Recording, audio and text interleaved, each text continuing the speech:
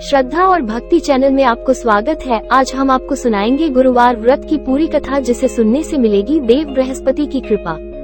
बृहस्पति देवता को बुद्धि और शिक्षा का देव माना जाता है। गुरुवार को बृहस्पति देव की पूजा करने से धन, विद्या, पुत्र तथा मनोवांछित फल की प्राप्ति के साथ परिवार में सुख तथा शांति बनी रहती है। गुरुवार का व्रत जल्दी विवाह करने के लिए भी किया जाता है। गुरुवार व्रत की कथा। एक समय भारतवर्ष में एक प्रतापी राजा राज्य करता था। वो अत्यंत धर्मात्मा एवं दानी महापुरुष था। वो नित्य प्रति नियम पूर्वक मंदिर में पूजा और ब्राह्मण गुरुओं की सेवा किया करता था। उसके द्वार से कोई भी दुखी याचक निराश होकर नहीं लौटता था। राजा प्रत्येक बृहस्पतिवार को व्रत रखता और पूजन किया करता था। वो प्रत्येक दिन गरीबों की हर प्रकार से मदद करता था। राजा की रानी राजा के व्यवहार के बिल्कुल विपरीत थी। उसे ये सब पसंद नहीं था। उसे ये सब करने में आलस्य आता था। ना तो वो व्रत रखती और न ही किसी गरीब की सहायता करती। राजा को भी यह सब करने से रोकते हुए कहती, ये सब व्यर्थ के कार्य है राजन, ये सब आपको शोभा नहीं देता। समय और धन का तुम दुरुपयोग कर रहे हो, जो एक राजा का कर्तव्य नहीं है। एक दिन राजा शिकार खेलने की इच्छा से वन को चला गया। पीछे महल में रानी और दासी थी। उसी समय गुरु महाराज बृहस्पति देव साधु वेश में रानी के द्वार पहुंचकर भिक्षा मांगने लगे। साधु की आवाज सुन रानी द्वार पर आ साधु से कहने लगी, हे साधु महाराज, मैं इस दान पुण्य के कार्यों से तंग आ चुकी हूँ। इस कार्य के लिए तो मेरे पति ही काफी हैं। मैं तो यह चाहती हूँ किसी तरह ये धन नष्ट हो जाए और मैं आराम से रह सकूं। साधु के वेश में बृहस्पति देव बोले, हे देवी, तुम तो बड़ी विचित्र नारी हो। संतान और धन से कभी कोई मनुष्य दुखी नहीं होता, इनको सभी चाहते हैं। पापी भी पुत्र और धन की इच्छा करते हैं। तुम्हारे पास धन की अधिकता है तो इस धन का सदुपयोग करो। भूखों को भोजन कराओ, प्याव लगवाओ, अनाथों अपाहिजों के लिए दान दो, ब्राह्मणों को दक्षिणा दो, धर्मशालाओं का निर्माण कराओ, कुआं, तालाब, बावड़ी, बाग बगीचों आदि का निर्माण कराओ तथा निर्धनों की सहायता करो। कुंवारी कन्याओं का विवाह कराओ, यज्ञ आदि धार्मिक कार्य करो। इस प्रकार के कर्मों को करने से आपके कुल का उत्थान होगा, उसकी कीर्ति फैलेगी एवं तुम्हें स्वर्ग की प्राप्ति होगी। लेकिन आलसी रानी को ये बातें प्रिय नहीं लगी। वो बोली, हे साधु महाराज, मुझे ऐसा धन कदापि नहीं चाहिए जिसे मैं दूसरों को बांटती फिरूं तथा जिसके उपयोग में ही मैं अपना आरामदेह समय गंवाती रहा करूं। तब साधु ने रानी से कहा, हे देवी, यदि तुम धन से इतनी ही दुखी हो तो मैं तुम्हें धन से मुक्ति पाने का एक उपाय बताता हूँ। तुम ऐसा ही करना जैसा मैं कहूँ। बृहस्पतिवार को घर गोबर से लीपना, अपने बालों को पीली मिट्टी से धोना, बालों को धोते समय स्नान करना, नाखून काटना, राजा से कहना कि वह हजामत बनवाए, भोजन में मांस मदिरा का प्रयोग करे, कपड़े धोबी से धुलवाना। इस प्रकार के कार्यों को केवल 7 बृहस्पतिवार करने से तुम्हें धन से मुक्ति मिल जाएगी। ये कहकर साधु वेश में बृहस्पति देवता चले गए। रानी ने साधु के कहे अनुसार 7 बृहस्पतिवार तक ऐसा ही करने का निर्णय किया। साधु के कहे अनुसार करते हुए रानी को केवल 3 बृहस्पतिवार ही बीते थे कि राजा की सारी धन संपत्ति नष्ट हो गई। महल में भोजन के लिए अनाज नहीं रहा। तब दुखी होकर राजा रानी से कहने लगा, हे रानी, मैं दूसरे देश में कुछ कमाने जाता हूँ, तुम यहाँ पर दासी के साथ रहो, क्योंकि यहाँ मुझे हर मनुष्य जानता है। मैं यहाँ कोई कार्य नहीं कर पाऊंगा। देश चोरी परदेश भीख बराबर है। ऐसा कहकर राजा दूसरे देश चला गया। वो रोज जंगल में लकड़ी काटता और शहर आकर बेच देता। इस तरह वो अपना जीवन यापन करने लगा। इधर राजा के बिना रानी और दासी दुखी रहने लगी। किसी दिन भोजन मिल जाता तो खा लेती और कभी भोजन उपलब्ध न होने पर केवल जल ही पीकर सो जाती।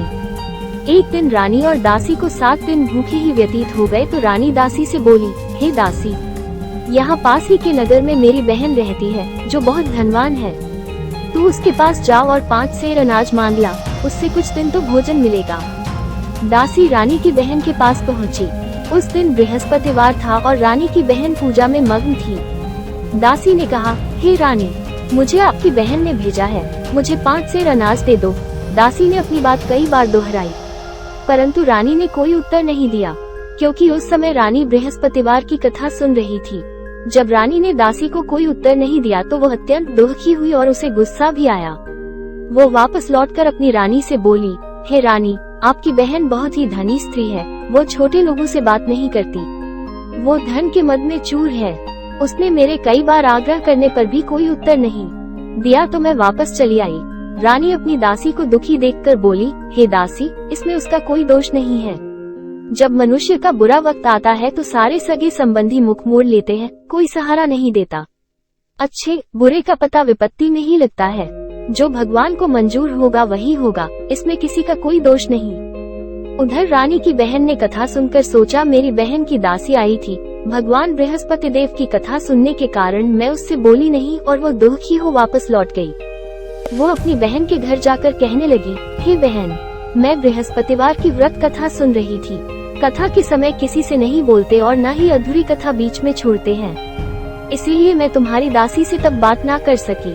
कहो बहन, तुमने दासी को क्यों भेजा था? रानी अपनी बहन से बोली, बहन, हमारे घर में अनाज का एक दाना भी नहीं है। तुम तो सारी बात जानती हो, 7 दिन से हम भूखे हैं, इसीलिए मैंने अपनी दासी को तुमसे 5 सेर अनाज लेने भेजा था। रानी की बात सुनकर रानी की बहन बोली, बहन, बृहस्पति देव सब मनोरथों को पूर्ण करने वाले हैं, देखो शायद तुम्हारे घर में अनाज रखा हो। ये सुनकर दासी अंदर गई तो एक घड़ा भरा अनाज रखा मिला। उसे बड़ा आश्चर्य हुआ क्योंकि उसने एक एक बर्तन देखा था, सारे बर्तन खाली थे, तो ये अनाज का भरा घड़ा यहाँ कैसे आ गया? वो सोचने लगी। उसने बाहर आकर रानी को बताया। बहन ने रानी और दासी को बताया कि घड़ा भर अनाज भगवान बृहस्पति देव की कृपा से आया है। ये सुनकर दासी ने रानी से कहा, हे रानी, देखो, जब हमें अन्न नहीं मिलता तो हम कई रोज तक भूखे रहते हैं। अगर सप्ताह में 1 दिन भूखे रहकर व्रत रखकर यदि 6 दिन भोजन मिले तो क्या बुराई है?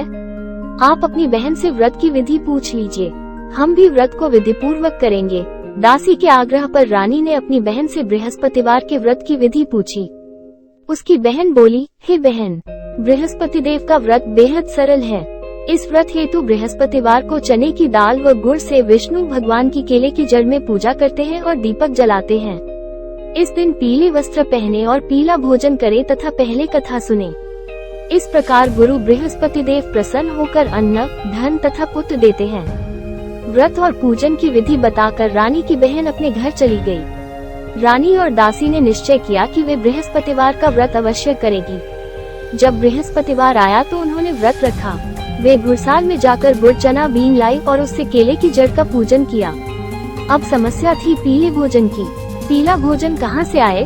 दोनों बहुत दुखी हुई, परंतु भगवान बृहस्पति देव उनके व्रत से प्रसन्न हुए। वे एक साधारण व्यक्ति के रूप में 2 थालों में सुंदर पीला भोजन लेकर आए और दासी को देकर बोले, हे दासी, ये भोजन तुम्हारे और रानी के लिए है, अतः तुम दोनों ये भोजन कर लो। रानी को भोजन के विषय में कोई जानकारी नहीं थी। दासी अपनी रानी के पास जाकर बड़ी प्रसन्नता से बोली, रानी जी, भोजन कर लो। रानी दासी से बोली, जा तू ही कर ले भोजन। दासी बोली, हे रानी, एक व्यक्ति भोजन दे गया है। रानी बोली, वो व्यक्ति तेरे ही लिए भोजन दे गया है, जा तू ही कर ले भोजन। दासी ने कहा, नहीं रानी, वो केवल मेरे लिए नहीं, हम दोनों के लिए 2 थालों में अत्यधिक स्वादिष्ट भोजन दे गया है। आए भोजन ग्रहण कीजिए। दोनों ने गुरु बृहस्पति देव को नमस्कार कर भोजन प्रारंभ किया। उसके बाद वे प्रत्येक बृहस्पतिवार को विधि पूर्वक व्रत करने लगी। बृहस्पति देव की कृपा से उनके पास पहले के ही समान धन हो गया, परंतु धन ने फिर से रानी को आलसी बना दिया। तब दासी बोली, देखो रानी, तुम पहले भी इसी आलस्य के वशीभूत होकर धन नष्ट कर चुकी हो। अब गुरु महाराज की कृपा से फिर सुख के दिन लौटे हैं, तो तुमने फिर से आलस्य का दामन थाम लिया है। बड़ी मुसीबतों के उपरांत हमें धन की प्राप्ति हुई है, अतः हमें अब दान पुण्य करना चाहिए। दासी की बात मानकर रानी भूखों को भोजन कराने लगी। उसने प्याव लगवाए, ब्राह्मणों को धन दिया, अपाहिजों और अनाथों को दान दिया, कुएं, तालाब, बावड़ी, बाग बगीचे लगवाए, मंदिरों, पाठशालाओं, धर्मशालाओं का निर्माण कराया, निर्धनों को धन दिया, कुंवारी कन्याओं की शादी करवाई। उसने अपना काफी धन शुभ कार्यों में खर्च किया, जिससे रानी की प्रसिद्धि फैलने लगी, उसके कुल की कीर्ति बढ़ने लगी। दासी की बात मानने से उसके पितरी भी अत्यंत प्रसन्न हुए। अपने अच्छे कर्मों व बृहस्पति देव के व्रत से रानी की बुद्धि ठीक हो गई। एक दिन रानी और दासी आपस में विचार करने लगी कि ना जाने राजा किस हाल में और किस दशा में होंगे। राजा की कोई भी खोज खबर उन्हें नहीं थी। उन्होंने राजा के लिए गुरु बृहस्पति देव से प्रार्थना की। गुरु महाराज रात में राजा को स्वप्न में दिखे और बोले, हे राजन, उठ, तेरी रानी तुझे याद करती है, अपने देश लौट जा। राजा प्रातः काल उठकर अपने स्वप्न के विषय में विचार करने लगा। भगवान की बात याद कर उसने सोचा, लौटने हेतु कुछ धन तो होना चाहिए। आज तक मैंने किन किन मुसीबतों से अपने दिन व्यतीत किए हैं यह मैं ही जानता हूँ। अपने बुरे समय को याद कर राजा रोने लगा। तभी वहाँ बृहस्पति देव साधु वेश में प्रकट हुए और राजा से बोले, हे लकड़हारे, तुम इस वीरान जंगल में क्या कर रहे हो? किस चिंता में इस तरह बैठे रो रहे हो, मुझे बताओ। साधु की बात सुन राजा हाथ जोड़कर बोला, हे प्रभु, आप सब कुछ जानते हैं। इतना कहकर राजा ने साधु को अपनी संपूर्ण कहानी कह सुनाई। साधु के रूप में भगवान उसके वचनों को सुन कहने लगे, हे राजा, तुम्हारी पत्नी ने बृहस्पति देव के प्रति जो अपराध किया था उसी कारण तुम्हारी ये दशा हुई है। अतः तुम अब चिंता छोड़कर बृहस्पति देव का व्रत करो। भगवान बड़े दयालु हैं, तुम्हारी अवश्य सुनेंगे। तुम चने की दाल, गुड़ व जल से भरे लोटे से केले की जड़ में बृहस्पति देव का पूजन करो, फिर कथा कहो। यह सुनो, भगवान बृहस्पति देव तुम्हारे कष्टों को हर कर तुम्हारी सभी मनोकामनाओं को पूर्ण करेंगे। साधु की बात सुनकर राजा बोला, हे प्रभु, मुझे लकड़ी बेचकर भोजन करने के लिए भी पर्याप्त धन नहीं मिलता तो मैं व्रत कैसे करूं? मुझे रात स्वप्न में अपनी पत्नी अत्यंत व्याकुल दशा में दिखाई दी थी। मेरे पास कोई साधन नहीं जो मैं उसका हाल जान सकूं। साधु विनम्र वचनों से राजा से बोला, हे राजन, तुम किसी बात की चिंता मत करो। बृहस्पतिवार के दिन तुम रोज की ही तरह लकड़ियां शहर में बेचने जाना। तुम्हें रोज से दुगना धन प्राप्त होगा। उस धन से तुम बृहस्पति देव का पूजन कर मुझसे सुनी हुई कथा कहना। भगवान बृहस्पति देव तुम्हारी सभी मनोकामनाएं पूर्ण करेंगे। साधु महाराज ने कथा शुरू की। बहुत समय पहले की बात है। एक नगर में एक निर्धन ब्राह्मण रहता था। वो संतानहीन था। वो प्रतिदिन पूजा पाठ करता था, परंतु उसकी स्त्री नास्तिक थी। ना तो वो स्नान करती थी, न ही किसी देवता को पूजती थी। सुबह उठते ही भोजन करना उसकी दिनचर्या थी। अपनी पत्नी के इस आचरण से ब्राह्मण बहुत दुखी था। वो अपनी पत्नी को समझा कर थक गया था, परंतु परिणाम वही धाक के 3 पात रहे। ब्राह्मण की अर्चना से प्रसन्न हो एक दिन भगवान ने ब्राह्मण को पूजा पुत्री प्राप्ति का वरदान दिया। 9वें मास ब्राह्मण के घर एक कन्या का जन्म हुआ। वो अपने पिता की छत्रछाया में बढ़ने लगी। वो कन्या अत्यंत धार्मिक प्रवृत्ति की थी। वो प्रातः उठकर भगवान विष्णु का जप किया करती थी। उसने बृहस्पतिवार के व्रत भी करने शुरू कर दिए थे। प्रातः पूजा कर स्कूल जाती तो मुट्ठी भर जौ सारे रास्ते पाठशाला तक डालती जाती और लौटते समय वही जहाँ स्वर्ण के हो जाते तो उन्हें बीन कर घर ले आती। उसका प्रतिदिन का यही नियम था। एक दिन वो सूप में उन सोने की जौ को साफ कर रही थी। उसकी माँ ने जब अपनी लड़की को देखा तो बोली, हे पुत्री, सोने की जौ साफ करने के लिए सोने का ही सूप होता तो क्या ही अच्छा होता। दूसरे दिन बृहस्पतिवार गुरुवार था। वो कन्या व्रत रखकर पूजन कथा के समय बृहस्पति देव से प्रार्थना करने लगी, हे महाप्रभु गुरुदेव, यदि मैं शुद्ध मन कर्म वचन से आपकी पूजा अर्चना करती हूँ तो आप मुझे सोने का सूप देने की कृपा करें। बृहस्पति देव उस बालिका की पूजा से प्रसन्न थे। उन्होंने उस कन्या की प्रार्थना स्वीकार कर ली। प्रतिदिन की तरह वो कन्या जौ बिखेरती हुई चली गई। जब वो लौटते समय जौ बीन रही थी तो उसे सोने का सूप भी रास्ते में ही पड़ा हुआ मिल गया। बृहस्पति देव की कृपा से वो अत्यंत प्रसन्न थी। एक दिन वो बालिका सोने के सूप में सोने की जौ साफ कर रही थी। उसी समय उस नगर का राजकुमार वहाँ से होकर जा रहा था। वो उस कन्या के रूप पर मोहित हो गया। राजमहल में जाकर उसने अन्न जल त्याग दिया और उदास भाव से अपने शयन कक्ष में पड़ा रहा। जब ये समाचार राजा को मिला तो वो चिंतित हो मंत्रियों सहित राजकुमार के शयन कक्ष में पहुंचा और अपने पूछा पुत्र के पास जाकर, हे पुत्र, क्या बात है? तुम्हें क्या कष्ट है? क्या तुम्हारा किसी ने अपमान किया है या अन्य कोई कारण है? मुझसे कहो, मैं वही करूँगा जिससे मेरे प्रिय पुत्र की खुशियाँ लौट आएं।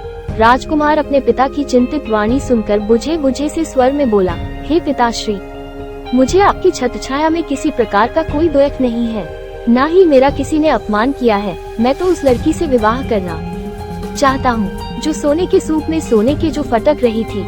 अपने पुत्र की बात सुनकर राजा को घोर आश्चर्य हुआ और बोला, हे पुत्र, उस लड़की का पता हमें बताओ, मैं अवश्य ही तुम्हारा विवाह उस कन्या से करा दूंगा। अपने पिता के वचनों को सुन राजकुमार ने अपने पिता से सारा वृतांत कह सुनाया। राजा ने अपने मंत्री को उस लड़की के घर भेजा तथा कहा, उस ब्राह्मण से कहो कि हम अपने पुत्र का विवाह उसकी पुत्री से करना चाहते हैं। मंत्री ब्राह्मण के घर पहुंचा और उसे राजा का आदेश कह सुनाया। कुछ ही दिन के बाद ब्राह्मण की पुत्री का विवाह राजा के पुत्र से विधिवत संपन्न हुआ। सौभाग्यवती पुत्री के विदा हो जाने के उपरांत ब्राह्मण के घर में फिर वही गरीबी निवास करने लगी। दोनों समय का भोजन भी मुश्किल से मिलता था। जब एक दिन घर में बनाने को अन्न का एक दाना तक नहीं था तो मजबूर होकर ब्राह्मण अपनी पुत्री से मिलने गया।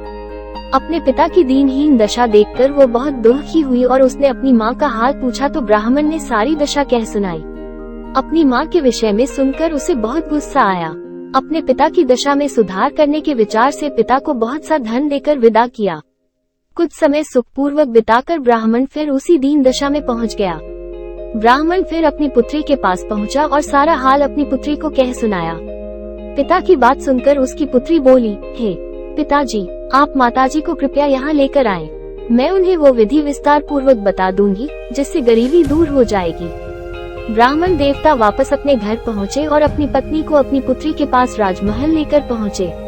लड़की ने अपनी माँ को समझाया, हे माँ, तुम प्रातः उठकर स्नान आदि करके विष्णु भगवान की पूजा करने के पश्चात ही भोजन ग्रहण किया करो, तभी दरिद्रता दूर होगी। परंतु उसकी बुद्धि पर अपनी पुत्री के उपदेशों का कोई प्रभाव नहीं पड़ा। एक दिन उसकी पुत्री को बहुत क्रोध आया। अगले दिन बृहस्पतिवार था। उसने अपने पिता की कोठरी उसी रात खाली करवाकर अपनी माँ को उसमें बंद कर दिया। प्रातः ही कोठरी खोलकर अपनी माँ की स्नान करवाकर पूजा पाठ करवाया। प्रभु की कृपा से उसकी माँ की बुद्धि ठीक हो गई और वो हर बृहस्पतिवार के व्रत करने लगी। इस व्रत के प्रभाव से उसकी माँ को पुत्र एवं धन की प्राप्ति हुई और मृत्यु के पश्चात दोनों पति पत्नी को मोक्ष की प्राप्ति हुई। राजा को बृहस्पति देव की कथा सुनाकर साधु अंतर्ध्यान हो गए। धीरे धीरे समय व्यतीत होने लगा। बृहस्पतिवार के दिन राजा जंगल से लकड़ी काटकर शहर में बेचने गया। वहाँ उसे लकड़ियों के अच्छे दाम मिले। राजा ने बचे धन से चना, गुड़ व अन्य सामग्री लेकर बृहस्पति देव का व्रत व पूजन किया। उस दिन से उसके सारे कष्ट मिट गए। परंतु अगले गुरुवार को वो व्रत करना भूल गया। इस कारण बृहस्पति देव भगवान नाराज हो गए। उस दिन उस नगर के राजा ने एक भव्य यज्ञ तथा भोज का आयोजन किया था। समस्त नगर राजा के आदेश पर भोजन करने राजा के महल पर गया, क्योंकि राजा का आदेश था कि जो मनुष्य घर में चूल्हा जलाएगा उसे फांसी दे दी जाएगी।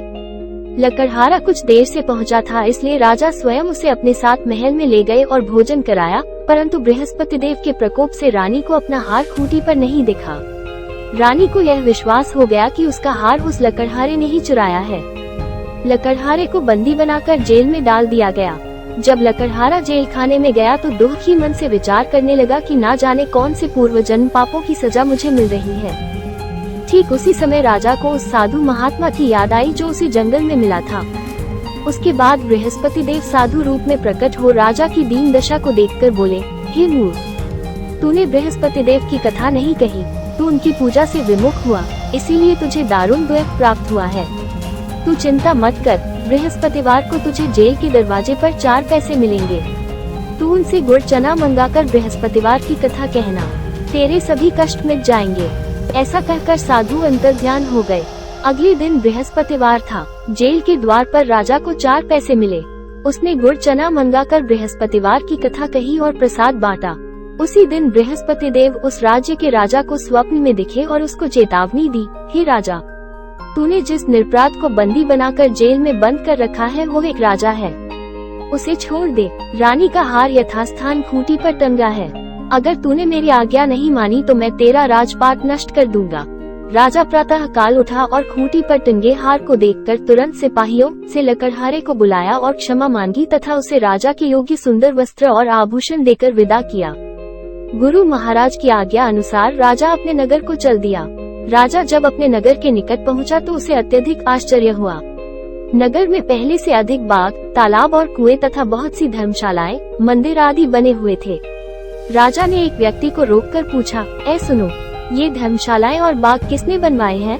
उद्धरण चिन्ह। वो मनुष्य बोला, ये बाग बगीचे, धर्मशालाएं, पाठशालाएं यहाँ की रानी और दासी ने बनवाए हैं। ये सुनकर राजा को अत्यधिक क्रोध आया। रानी के पास जब ये खबर पहुंची कि राजा आ रहे हैं तो उसने अपनी दासी से कहा, हे दासी, राजा जी हमें अत्यंत दीनहीन दशा में छोड़कर गए थे। वो हमारी ऐसी हालत देखकर लौट ना जाएं। तू बाहर जाकर द्वार पर खड़ी हो जा। दासी द्वार पर जाकर खड़ी हो गई। राजा जब आए तो दासी उन्हें रानी की आज्ञा अनुसार अंदर लिवा लाई। राजा तो अत्यंत क्रोधित था। उसने तुरंत अपनी तलवार खींच ली और रानी से पूछा, बता रानी, तेरे पास इतना धन कहाँ से आया? मैं तो तुझे बहुत दीनहीन दशा में छोड़कर गया था। रानी राजा से बोली, हे नाथ, आप सही कह रहे हैं, ये सब धन हमें बृहस्पति देव की कृपा से प्राप्त हुआ है। रानी की बात सुनकर राजा का क्रोध समाप्त हो गया। उसने निश्चय किया कि सब तो सप्ताह में एक बार कथा कहते हैं, मैं दिन में 3 बार कथा करूँगा। उसके बाद हर समय राजा के दुपट्टे से चने और गुड़ बंधे रहते थे। वो दिन में 3 बार कथा करने लगा। एक दिन राजा ने अपनी बहन को लिवा लाने का विचार किया। इस तरह का निश्चय कर रानी से कहकर चल दिया। मार्ग में उसने देखा वृद्ध लोग मुर्दे को लिए राम नाम सत्य है कहते जा रहे हैं। उन्हें रोककर राजा बोला, हे भले मानसो, मेरी बृहस्पतिवार की कथा सुन लो। वे सभी बोले, यहाँ हमारा आदमी मर गया, इसे अपनी कथा की पड़ी है, हमें नहीं सुननी तेरी कथा। परंतु एक वृद्ध आदमी बोला, अच्छा कहो, हम तुम्हारी कथा भी सुनेंगे, कहो भाई अपनी कथा कहो। राजा ने चने गुड़ निकालकर कथा आरंभ की। मुर्दा हिलने लगा। कथा समाप्त होने पर मुर्दा राम राम करता उठ बैठा। लोग आश्चर्यचकित हो कथा के चमत्कार के प्रति नतमस्तक हो गए। राजा अपने घोड़े पर सवार होकर आगे बढ़ा। आगे उसे एक खेत पर किसान मिला। राजा किसान से बोला, भैया जरा ठहरो, तुम मुझसे भगवान बृहस्पति देव की कथा सुन लो। किसान राजा से बोला, आगे जाओ भैया, जितनी देर में मैं तुम्हारी कथा सुनूंगा उतनी देर में तो मैं 4 बार खेत जोत लूंगा। नहीं भाई, मुझे नहीं सुननी तुम्हारी कथा। किसान के ऐसा कहते ही उसके बैल पछाड़ खाकर गिर पड़े। खुद किसान भयंकर पेट दर्द से तड़पने लगा। तभी किसान की पत्नी खेत पर रोटी लेकर पहुंची। चिंतित होकर उसने अपने पुत्र से पूछा, हे पुत्र, क्या हुआ तेरे पिता को? ये अभी तो अच्छे भले थे। तब लड़के ने अपनी माँ को सारी बात बताई। वो दौड़कर राजा के करीब पहुंचकर बोली, हे राजन, रुको, मैं सुनूंगी तुम्हारी कथा, परंतु कथा मेरे खेत पर चलकर कहनी होगी। राजा खेत पर पहुंचा और उसने चने और गुड़ हाथ में लेकर कथा कही, प्रसाद बांटा। किसान के बैल पुनः जीवित हो गए और किसान भी स्वस्थ हो गया। राजा सीधा अपनी बहन के घर पहुंचा। बहन ने अपने राजा भैया की बहुत आवभगत की। राजा की अभी एक समय की कथा बाकी थी। वो अपनी बहन से बोला, बहन, मुझे कथा कहनी है, तुम कोई ऐसा मनुष्य ले आओ जिसने कुछ न खाया हो, उसे ही मैं कथा सुना सकता हूँ। अपने भाई की बात सुन राजा की बहन बोली, भैया, हमारे नगर में तो सभी सबसे पहले भोजन करते हैं, तत्पश्चात ही कुछ कार्य करते हैं। ऐसे में कोई भूखा तो मिलना कठिन है, फिर भी मैं देखती हूँ। ऐसा कहकर राजा की बहन किसी भूखे व्यक्ति की टोह में निकल पड़ी। सारा नगर छान मारा, परंतु ऐसा कोई नहीं मिला जो बिना खाए हो। अंत में वो एक गरीब किसान के घर पहुंची। वहाँ पर उस किसान का पुत्र अत्यंत बीमार था, इसलिए 3 दिन से किसान ने कुछ नहीं खाया था। उसने तुरंत अपने भाई को वहीं बुला लिया और कथा कहने को कहा। किसान ने राजा की कथा सुनी तो उसका बीमार लड़का सही हो गया। राजा की प्रशंसा पूरे नगर में होने लगी। राजा अपनी बहन से बोला, हे बहन, मैं अपने घर जाऊंगा, तुम भी मेरे साथ चलो। राजा की बहन अपनी सास से पूछने पहुंची, माता जी, मेरे भैया मुझे अपने साथ ले जाना चाहते हैं। राजा की बहन की सास ने कहा, तू तो चली जा, परंतु बच्चों को मत ले जायो, तेरी भाभी निपुती है। राजा की बहन ने सारी बात अपने भैया से कह दी। अपनी बहन की बात सुनकर राजा बोला, जब बच्चे ही नहीं जाएंगे तो तू क्या करेगी?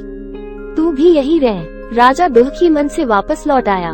घर आकर उसने अपनी पत्नी से सारी बात बताई। वो भी अत्यंत दुखी हुई। रानी बोली, हे बृहस्पति देव, आपकी अनुकंपा से हम सर्व सुखी हैं। हे प्रभु, मुझे पुत्र भी दे दो तो मुझ पर लगा कलंक धुल जाएगा। बृहस्पति देव ने उसकी प्रार्थना सुन ली। 9वें मास रानी के एक सुंदर पुत्र पैदा हुआ। राजा की बहन भी आई। तब रानी ने ताना मारा, घोड़ा चढ़ी ना आई, गधू चढ़ी आई। राजा की बहन बोली, यदि मैं इस प्रकार न कहती तो तुम माता कैसे बनती? हे बृहस्पति देव, आपने जिस प्रकार राजा को सर्व सुख संपन्न किया, उसी तरह सभी को सुख देना। बोलो भगवान बृहस्पति देव की जय। अगर आपने चैनल को सब्सक्राइब नहीं किया है तो जरूर कर ले।